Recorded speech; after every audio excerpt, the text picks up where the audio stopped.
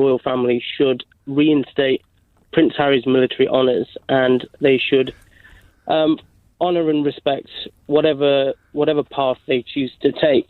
And now, the qualification that I give behind my reasoning is that I'm a veteran, and as Prince Harry was, I served in Afghanistan on the ground, did 2 tours, just the same as Prince Harry. And actually, one of the tours that he was on overlapped with one of mine. Really? Now, anyone that served will tell you that the Iraq and Afghan conflict, no matter your political view, it was horrendous. Yes. The toll on your mental health, the toll on those who didn't come back, the families, life and limb. Now, Prince Harry, let's not forget, he did two of those tours. So I believe he's paid his debt to his country. And if you look all throughout history, the physical security of a nation and its citizens have been guaranteed by young men and women who have been willing to go put their lives at risk and pay the ultimate price, which he has done.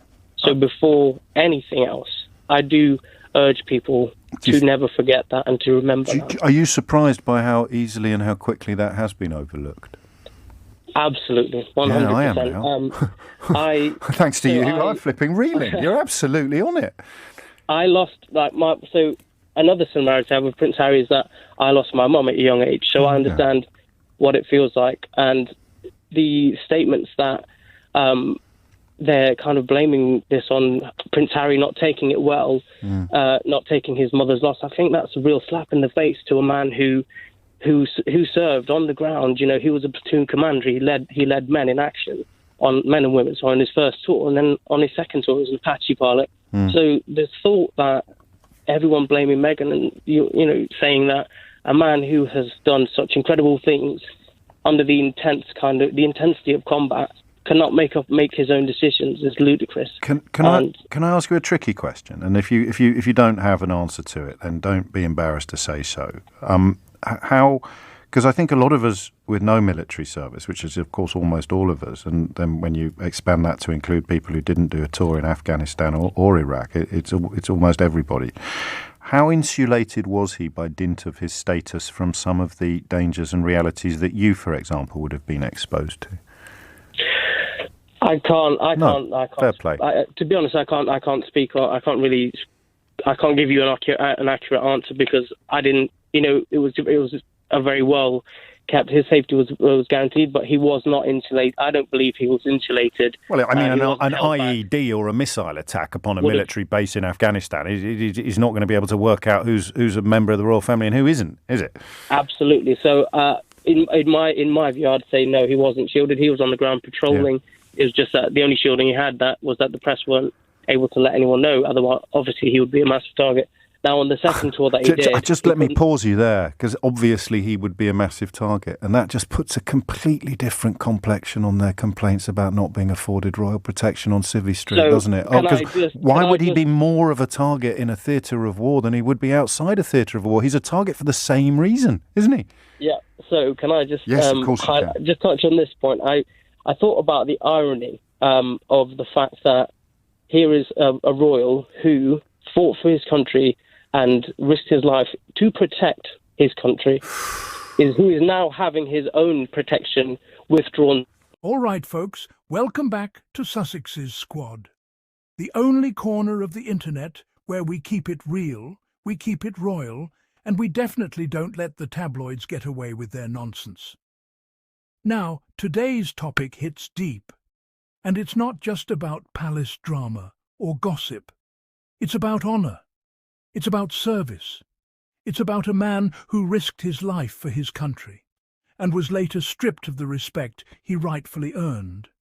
That man is Prince Harry, the same man the British media loves to drag for breathing too loudly. Recently, a British veteran spoke up in defence of Harry. And let me tell you, it was a reality check the royal establishment didn't see coming. This veteran served 2 tours in Afghanistan, the same as Harry. In fact, he revealed that their tours even overlapped at one point. He said, and I'm paraphrasing, "Anyone who's ever been there knows the reality. It's brutal, it's draining, and it leaves scars you can't see."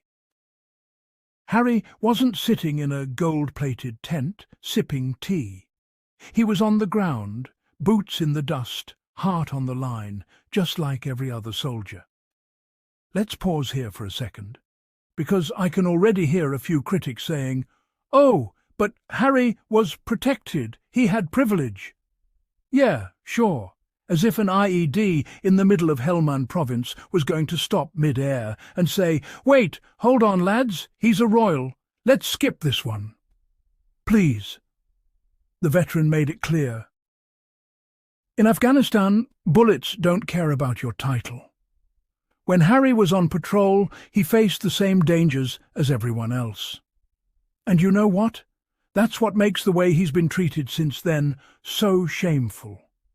This veteran, a man who also lost his mother young, just like Harry, said something powerful.